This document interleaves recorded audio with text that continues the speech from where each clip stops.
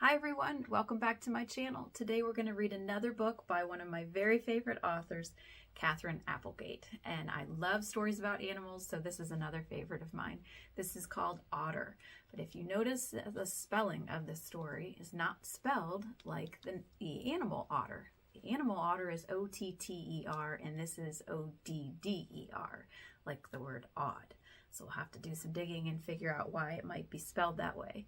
Also, something really neat about this story is it is a novel in verse, which is like narrative poetry. So it's like like the length of a novel, as long as a normal novel, but it's written not like prose, but more like poetry.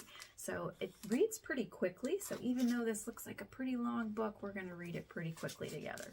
It is broken into 3 main sections, and we're going to have a different video for each section. So section 1 is called The Queen of Play, and that's what we're going to read today. And each, it's not chapters because it's not a chapter book, it's not a novel, but they do have, each section has a little title at the top, so I will always read that. So this is called Not Exactly Guilty. In their defense, sharks do not, as a rule, eat otters. True, sharks sometimes taste them, by mistake, leaving frowning bites or the jagged clue of a tooth or two, but then, in fairness, nobody's perfect. Too late. Say an empty-bellied great white shark is enticed by a long, sleek swimmer, a sea lion perhaps, big fan of blubber sharks. Curious, the shark moves in for a nibble, only to discover he's sampling a surfer, oops, or more likely a member of that most charming branch of the weasel family, the southern sea otter. You've been there, haven't you, in the cafeteria line or the breakfast buffet, taking a chance on some new food, grab, gulp, grimace.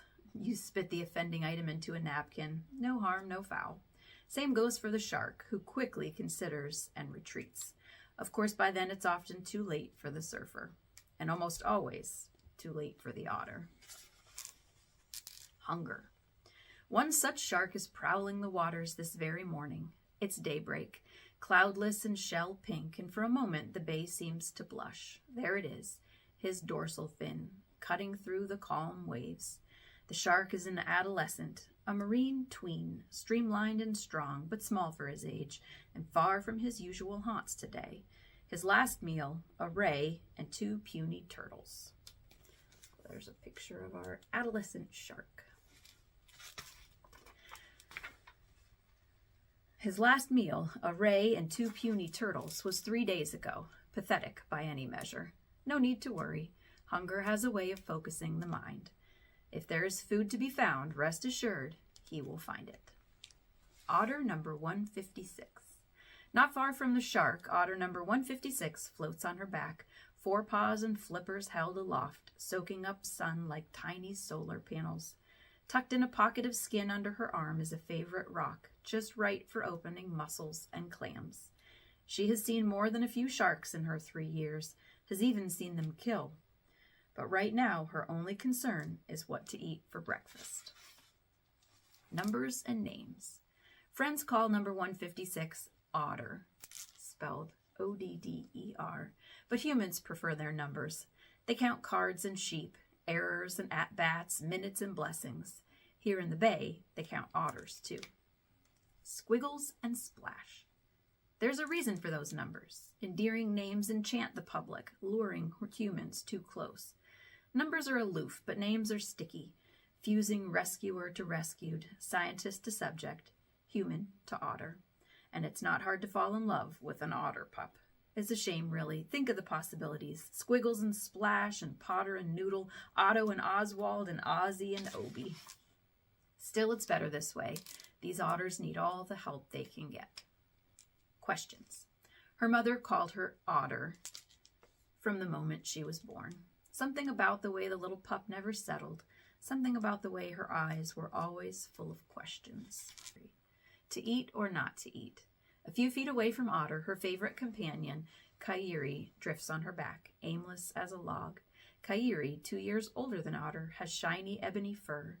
Otter, smaller and more agile, has a deep brown coat and caramel-colored head. Play, Otter wants to know, or eat. First we eat, then we play, answers Kairi, who is always practical, a cautious sort. It's annoying, but when you're a free spirit like Otter, teaming with a wise and solid anchor is never a bad idea. First we play, then we eat, says Otter. She gives her friend a soft nose nudge and dives through quiet water, thick with eel grass. Communication. When you cannot text or email, whisper a secret, or shout a protest, when words are not your way, how do you share what you know? Otters whistle and whine, snarl and hiss, blow and snort. And don't forget sight and scent, and most of all touch, nudges and licks, headbutts and gentle bites. Every species has its tricks. Underwater. Underwater, there's no need for noise, for grunts or squeals or chirps. Not when you can twist and pretzel and weave. Not when you've turned frolic into art. Ballet. The chase begins through the marshy shallows of Elkhorn Slough toward the icy, deep waters of the bay. In, out, up, down, pirouettes and lifts and dips, a bubbly ballet. Far enough, Kairi says when they pause at last. Their small, smooth heads could be slick rocks in a riverbed.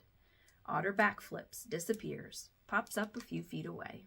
Silly minnow, she teases, just a little bit farther, and the ballet moves on to Act 2. The slough. A slough is heaven for an otter, placid and swampy, with easy pickings. Just a few feet down and voila, your meal.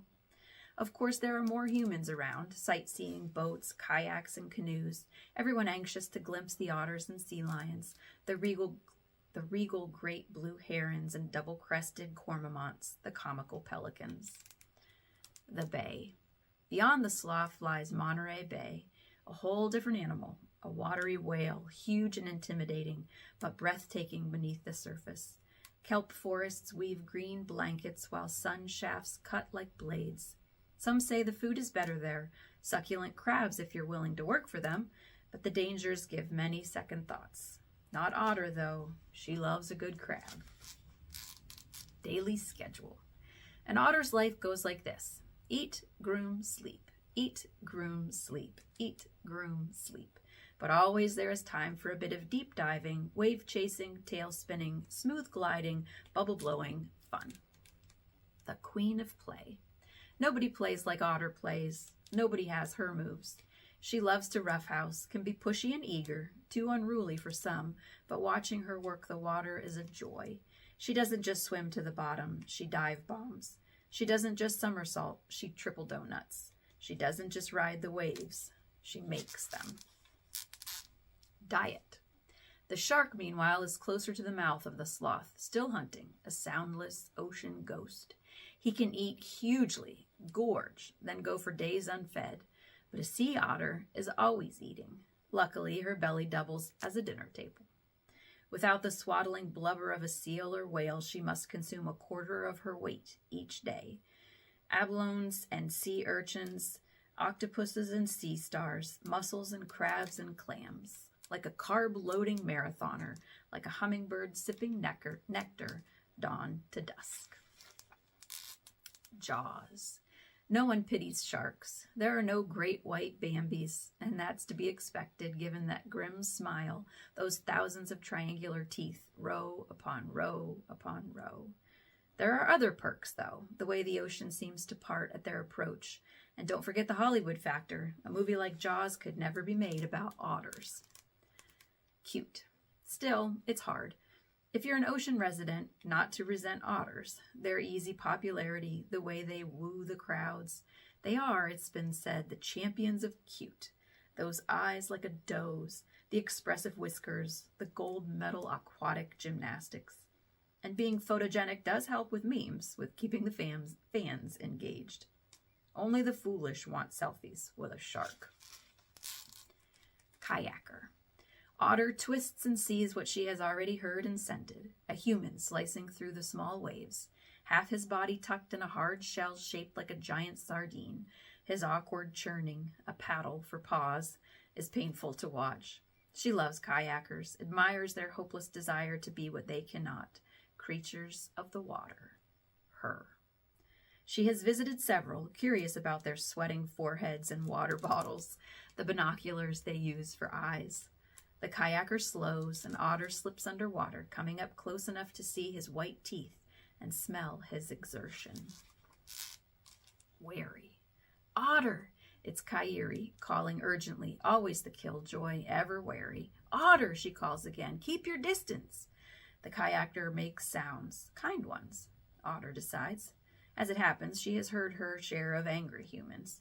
Still, she does as Kairi has commanded, and with a stroke of her tail, she vanishes from view. Scolding.